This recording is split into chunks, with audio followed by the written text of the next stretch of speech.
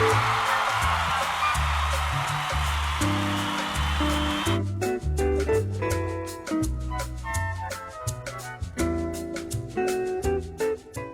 time! So, ito ang spinach natin ngayon. So, this is my second harvest. Marami siya, guys. I think I have 2 pounds here. Ooh, napakasarap. So, ang gagawin ko is saute ko lang siya with garlic and chicken cubes. Yummy, yummy! Meron tayong garlic. Ito ang gagamitin natin pag saute sa ating spinach. Ayan siya, guys. You just have to saute it for maybe 2 minutes and then add your Indian spinach and then add your water, maybe half of the water. And for my seasoning, I will use chicken cubes. So I might just use half of this. Yeah, just half of this chicken cube. And then mamilk na yan siya sa half cup of our water. So, itong spinach, guys, maluto lang siya mga 5 to 7 minutes. For me, I will add water para madali siyang maluto and it will melt our chicken cubes. So, that's it. Very simple and very yummy.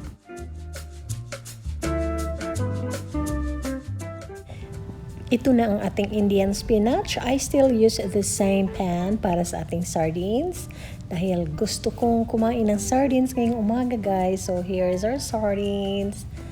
Gusto ko talaga siya ang Goya sardines. And then, para makuha lahat ng mga masarap dyan, I will add 1/3 of a cup of water and then rinse your can para ma-mix sa ating sardines. Para pampalasa, I add spring onion dahil meron tayong spring onion, guys. And then, lagyan natin siya ng black pepper, okay? What's next? I think I will add soy sauce. Meron tayo ditong Majay. Majay. Maggi soy sauce. Ayan siya, guys. Masarap.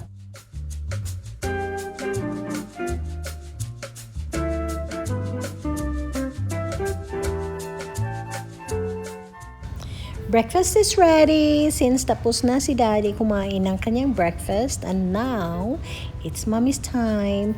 Meron tayong 3 liquids dito, guys. Meron akong tea, orange juice, and tomato juice. And ito na ang pinakamamahal at pinakamasarap na pagkain ni Mommy, si Indian spinach. So I just cooked this one, saute this one with garlic and olive oil and season it with chicken cubes. So this is our sardines, guys. Paborito ng Filipino. And of course, if you eat sardines, kakain ka talaga ng rice. And meron akong leftover na salmon, pakshu, and grilled. So ayan siya, guys. Kailangan rin siya ng rice. So this is our breakfast. Halika kayo, guys, kain tayo ng breakfast. Ayan, luto na si breakfast. Nasaan na yun sila? Yung mga anak ko, guys, tulog pa. But ang kumakain lang ng sardines is si Liit lang.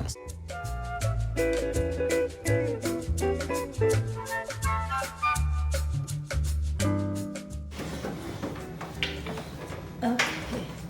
So, ang breakfast natin ngayon ay sardines. At meron tayong pakshu dito. 3 days ago na siya in. Ang na-harvest ko na spinach. Ayan, nandito. I have a spinach. I have an Indian friend who gave me before in Kazakhstan an Indian spinach na stem para ano ko, guys, natanim ko. So, ayan siya. Hindi lang pala Pilipino kumakain ng sardina o ng Indian spinach. I don't know if you eat sardines. But, and an Indian friend of mine like a spinach. And I have one Chinese friend too. Hello, Helen. I have harvested a spinach, Indian spinach in my backyard. So it's just, I planted that one. I planted it sa pasok, guys.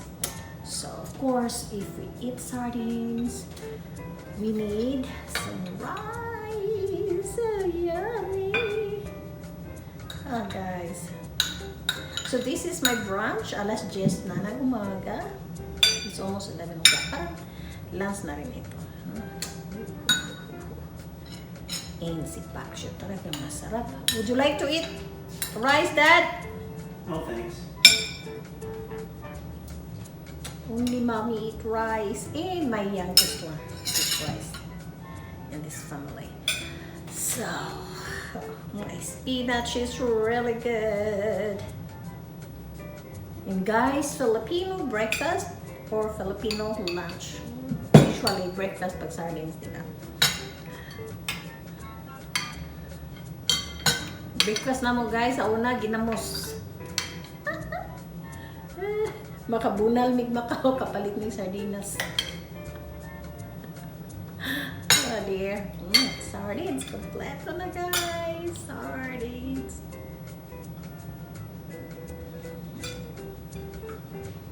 Parang buffet, di ba? Maraming choices.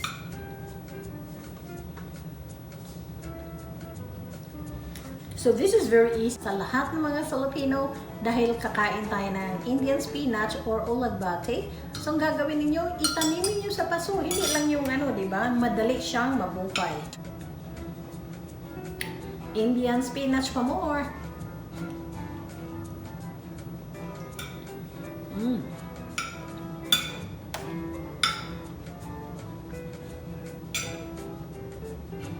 So this is a very typical Filipino breakfast.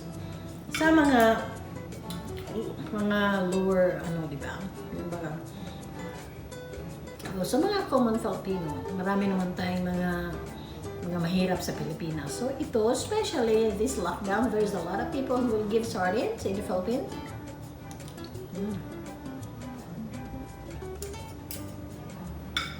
Sarap siya.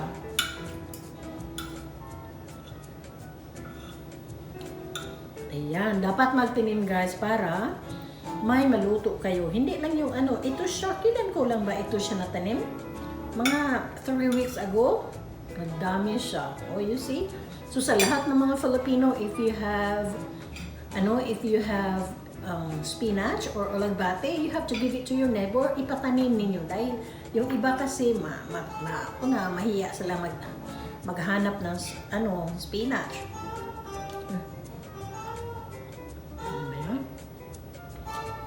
Ang naingin ng usawa ko. So, boost over ko ito guys dahil makapiright. And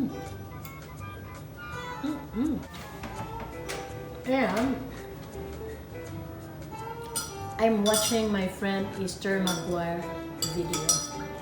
No, they went to Animal Adventure Wide World. Branson Wide World Animal Adventure. Oh, that's good of you, Esther. Even this lockdown, guys, this family always go out. They went to the ocean. They went to the mini golf. They really have a good adventure during quarantine time. But for us, guys, andito lang sa bahay. I feel weird if I cannot upload. Dahil wala ka naman ginagawa eh. I feel weird na ngayon if I cannot upload. So guys, subscribe for my video. Subscribe for 7 videos or more a week. So, ayan.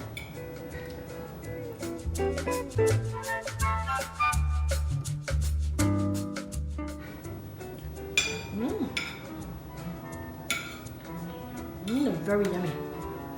It's just a typical, ordinary Filipino breakfast in our country. If you're gonna go to the market to buy fresh fish, what we're going to do is to just buy a sardines. Sardines at the store. If marami kayong tao sa bahay, 1 sardines, you just add vegetables or whatever there. So, you're good. Walang daming gastos.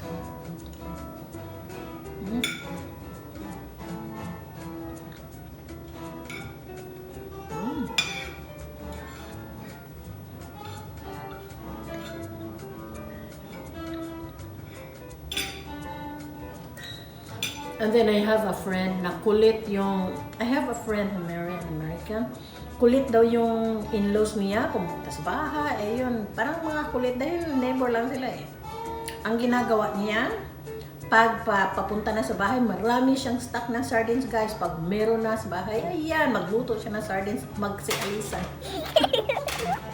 Sa lahat ng may mga kulit ng mga American friend, luto ka ng sardines guys, aalis yan. Oh, dear. Magaling talaga mga Filipino, ano? Ano ba yan? Parang may buhok yata. Buhok ko nasagol. Ay naku, Diyos ko. Pag may buhok na, minsan, syempre naman, mahaba ang buhok natin, nagluluto tayo, we cannot avoid na may mga buhok na maano, di ba? Ay, pag makita yan ng anak ko, hindi na yan kakain sa labag, silayasa na yan. And they don't trust your food. Mga isang linggo, ganun, dahil takot sila dahil may nakita silang buhok. Diyos me. Pero okay na yung asawa ko, otherwise, nako, pass mo siya, guys.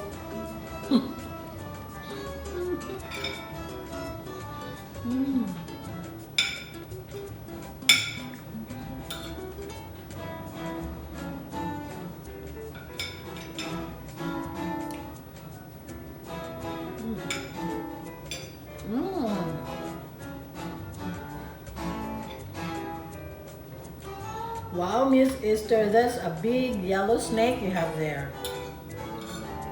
Oh my gosh.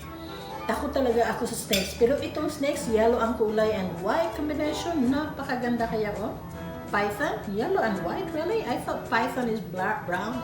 So maybe python, guys, has a lot of color. Well, thank you, guys. I have here tomato juice, I have orange juice, and I have tea. So marami tayong liquid.